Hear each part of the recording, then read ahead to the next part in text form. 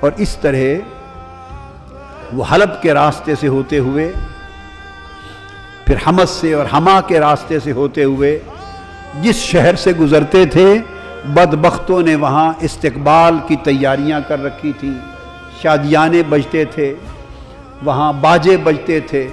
شہر سجائے گئے تھے اور یزید کی فتح کے جشن منائے جا رہے تھے۔ اور فتح یزید کی جشن کے سماں میں حضور کی شہزادیوں کو قیدی بنا کر قافلہ گزرتا تھا، ان کے سر انور نیچے تھے، سر قافلوں پر تھے، نیزوں پر، اور اس طرح ایسے ماحول سے گزرتے دمشق میں آ پہنچے۔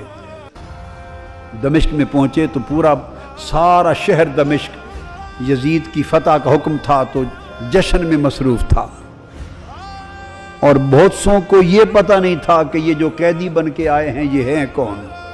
جو سر نیزوں پر سوار ہیں عوام کو نہیں پتہ تھا، ان لوگوں کا خیال تھا کہ باغی ہیں جو مارے گئے،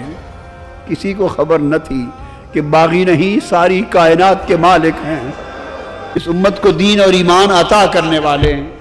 اور قیامت کے دن گنہگاروں کی شفاعت کرنے والے مالک ہیں دنیا اور عقبہ کے۔ عوام کو خبر نہ تھی، بھیڑ تھی ایک بازار میں، بھیڑ تھی، قافلہ آ کے ایک بازار کے چوک میں رک گیا، چھتوں پر خواتین دمشق کی چھتوں پر بیٹھی تھی، دیکھتی تھی، تکتی تھی۔ ایک خاتون کے گھر کے قریب جب چوک میں قافلہ رکا،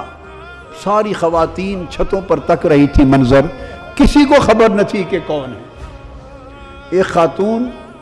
چھت پر سے آواز دیتی ہے کہ قیدی آئی ہیں، قیدی ہیں۔ انہوں نے اپنے خادموں کو، نوکروں کو بھیجا کہ جا کے پوچھو ان قیدیوں سے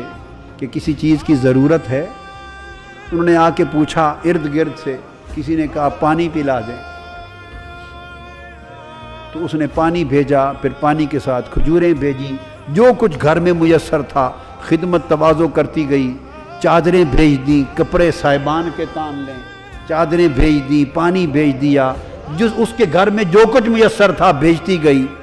دیکھتی گئی۔ سیدہ زینب رضی اللہ تعالی عنہ شہزادیوں کو، شہزادوں کو جس کی ضرورت تھی وہ ان کو کھلاتی دیتی گئیں۔ قافلہ رکا رہا، جب ہو چکا تو انہوں نے پیغام دے کے پوچھا اس خاتون سے، اتنے میں خاتون آ گئی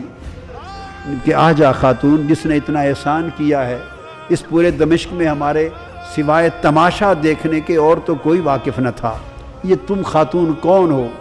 تم نے ہمارے ساتھ اتنی بھلائی اور احسان کیوں کیا ہے؟ اس نے کہا میں تو آپ کو نہیں جانتی کہ آپ کون ہیں،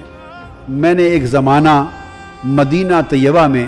حضرت سیدہ فاطمہ الزہرا کی نوکری میں گزارا، میری نوجوانی تھی، میں سیدہ فاطمہ الزہرا بنت مصطفیٰ کی نوکرانی تھی، نوجوانی میں ان کی نوکرانی تھی، اور جب میں مدینہ سے رخصت ہونے لگی، پرانی بات ہے، اپنی کہانی سنا رہی ہے سیدہ زینب کو، جب میں رخصت ہونے لگی